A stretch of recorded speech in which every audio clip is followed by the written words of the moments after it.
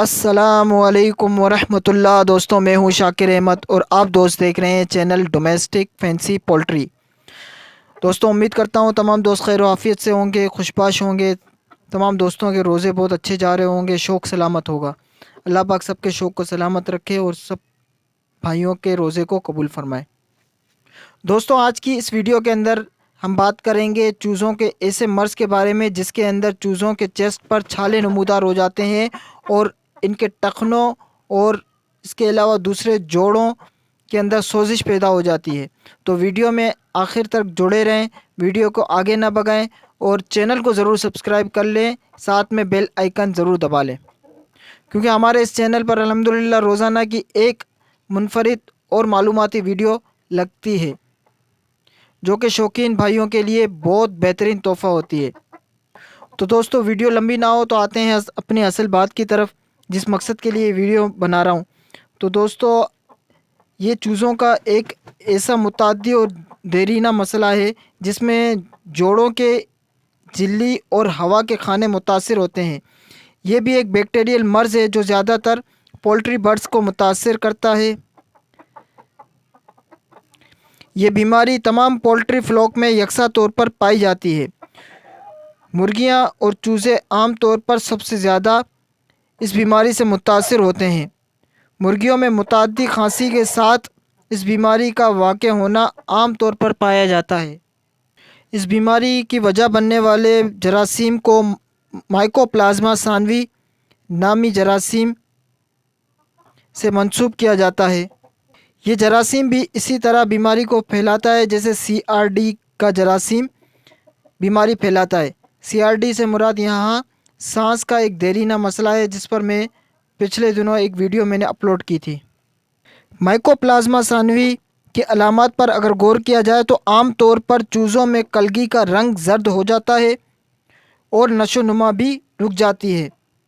یہاں وہ دوست بڑا دھیان دیں کہ جن کے چوزے گروتھ کرتے ہوئے اچانک سے رک جاتے ہیں، اور سوال پیدا ہوتا ہے کہ یار آخر ایسا کیا ہو گیا کہ ان کی گروتھ رک گئی، حالانکہ تمام قسم کے منرلز اور وٹامن ان کو پورے دیے جاتے ہیں، مگر پھر بھی ان کی گروتھ کیوں نہیں بڑھ رہی ہے؟ تو دوستوں، گروتھ رکنے کی ایک وجہ مائکوپلازما ثانوی بھی بن سکتا ہے، مگر صرف اسی پر ہم انحصار نہیں کر سکتے۔ مزید اس کے علاوہ جوڑوں کے پاس سوزش اور چھاتی پر چھالے نمودار ہو جاتے ہیں، یہ بھی ایک علامت ہے جو کہ اس مرض کی ایک بنیادی علامت ہے۔ متاثرہ جوڑوں خصوصاً گھٹنا اور ٹخنے کے جوڑ شہد نما رطوبت کے باعث حجم میں زیادہ ہو جاتے ہیں، یعنی ان پر سوزش ہو جاتی ہے، جس کی وجہ سے ان کا ایک وزن بڑھ جاتا ہے، اس نوعیت کی وہ سوزش ہوتی ہے۔ شرح اموات پر بات کی جائے تو اس مرض کے اندر اس کی شرح اموات 1 سے 10% تک جاتی ہے۔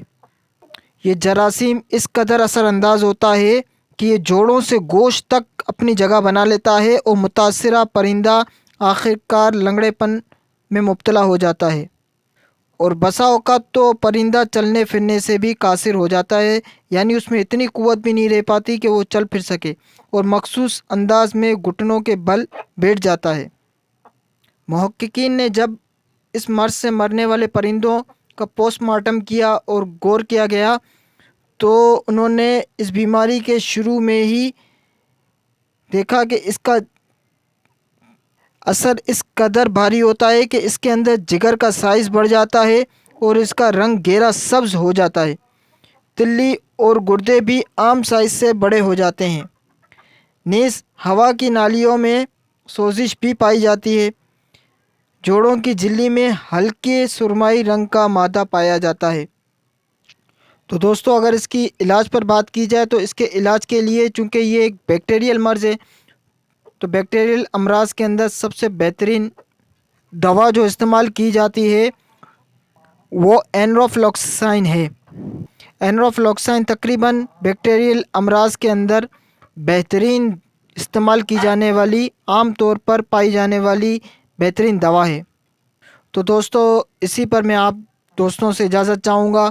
اگر ویڈیو پسند آئی ہو تو لائک کریں، شیئر کریں، تاکہ دوسرے دوستوں کو بھی فائدہ ہو سکے، اور کمنٹ سیکشن میں اپنی رائے کا اظہار ضرور کیا کریں۔